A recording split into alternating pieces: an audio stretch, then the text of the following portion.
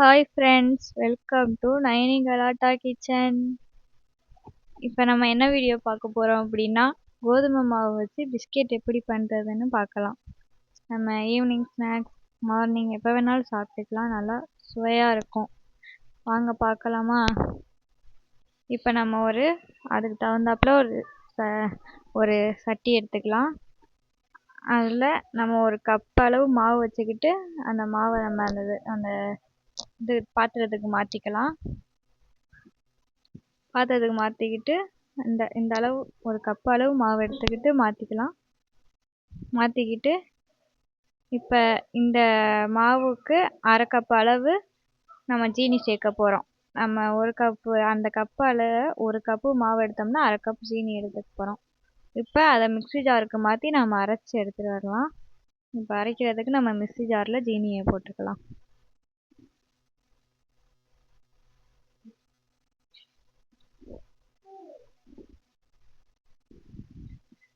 இப்போ அரைச்சி எடுத்துகிட்டு வந்தாச்சு. எப்படி இருக்குன்னு பார்க்கலாம்.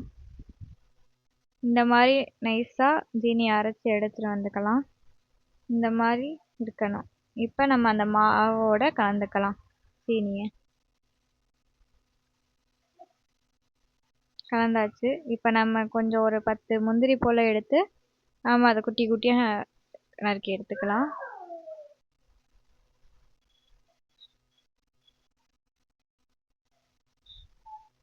குட்டி குட்டியாக நறுக்கி எடுத்துக்கிட்டு இப்போ எல்லாத்தையும் நறுக்கி எடுத்தாச்சு. இப்போ அந்த முந்திரியை நம்ம சேர்த்த மாவோட நம்ம கலந்துக்கலாம்.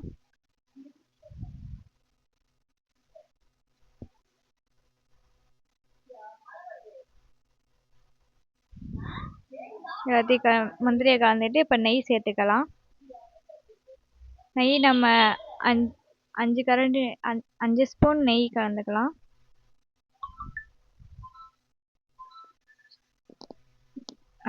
5 ஸ்பூன் நெய் போட்டுக்கிட்டு நம்ம நல்லா பிசைஞ்சு விட்டுக்கலாம். இப்போ இந்த மாதிரி பிடிக்கிற மாதிரி மாவு வரையில் நல்லா பதமாக அந்த அளவுக்கு நம்ம பிசைஞ்சு எடுத்துக்கிட்டு இப்போ தண்ணி கொஞ்சம் சேர்த்து நம்ம பிணைஞ்சிக்கலாம். நல்லா சப்பாத்திக்கு பிணையிற மாதிரி மாவு பிணைஞ்சு நல்லா இந்த மாதிரி எடுத்துக்கலாம். இந்த மாதிரி பதத்துக்கு வந்தோடனே நம்ம நல்லா பிணைஞ்சு எடுத்துக்கிட்டு இப்போ நம்ம சப்பாத்தி கட்டையை எடுத்து சப்பாத்தி கட்டையில் கொஞ்சம் மாவு போட்டுக்கலாம். மாவு நல்லா சுற்றி தூவி விட்டுட்டு நம்ம இப்போ அந்த உருட்டி வச்ச மாவு எடுத்து நம்ம சப்பாத்தி கட்டையில் வச்சு நல்லா சமமாக்கிக்கலாம். ஆக்கிட்டு அது மேலே கொஞ்சம் மாவு எடுத்து கொட்டிக்கலாம். இப்போ நல்லா தேய்ச்சி விட்டுக்கலாம் சப்பாத்தி கட்டையை வச்சு. நல்லா தேய்ச்சி எடுத்துட்டு இந்த மாதிரி சமமாக கட் பண்ணிவிட்டு ரொம்ப மொத்தமாகவும் இல்லாமல் ரொம்ப மெல்லிசாகவும் இல்லாமல் நம்ம எடுத்துக்கலாம். இந்த அளவுக்கு இருந்தால் போதும். ரொம்ப எல்லாம் மொத்தமாக வேணாம். இந்த மாதிரி டம்ளரோ இல்லை மூடியோ உங்கள்கிட்ட என்ன இருக்கோ அந்த மாதிரி ஒரு இதை எடுத்து நம்ம பிஸ்கெட் மாதிரி நம்ம ரவுண்டாக பண்ணிக்கலாம்.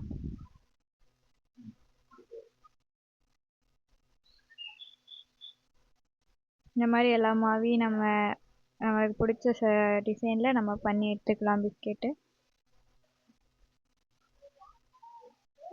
இந்த மாதிரி நாங்கள் எல்லாமே பண்ணி எடுத்துட்டோம். எங்களுக்கு பிடிச்ச சைஸில் எங்களுக்கு எப்படி வேணுமோ அந்த மாதிரி பண்ணி நாங்கள் எடுத்துருக்கோம். உங்களுக்கு எந்த மாதிரி வேணுமோ அந்த மாதிரி நீங்கள் செஞ்சுக்கலாம். இங்கே பாருங்கள், நாங்கள் ஸ்டாரு எல்லாமே பண்ணியிருக்கோம். இப்போ அடுப்பை பற்ற வச்சுக்கலாம். இப்போ ஒரு எண்ணெய் சட்டி எடுத்து நம்ம அடுப்பில் வச்சுக்கலாம். அதில் நம்ம எண்ணெயை ஊற்றி நம்ம சூடு பண்ணுவோம். தேவையான அளவு நம்ம எண்ணெய் எடுத்துக்கலாம். இப்போ அது ஹீட் ஆகுதான்னு பார்ப்போம். இன்னும் கொஞ்சம் ஹீட் ஆகணும். ஹீட் ஆகிடுச்சு. இப்போ நம்ம போட்டு வச்சதை நம்ம போட்டுக்கலாம் எண்ணெயில்.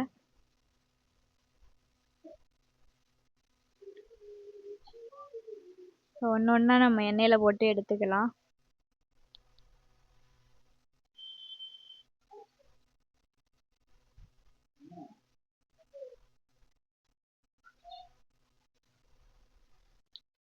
ஒன்று ஒன்றா இப்போ நம்ம சுற்றி போட்டுக்கலாம்.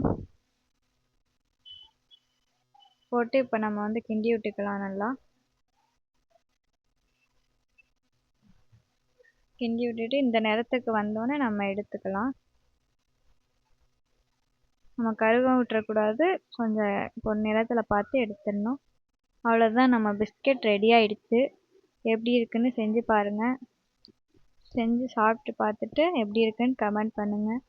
ஷேர் பண்ணுங்கள், லைக் பண்ணுங்கள், சப்ஸ்கிரைப் பண்ணுங்கள். நம்ம பிஸ்கெட் ரெடி ஆயிடுச்சு. உடைச்சு பார்த்தா நல்லா சாஃப்டாக இருக்கும். உள்ள எப்படி இருக்குன்னு பண்ணி பாருங்க.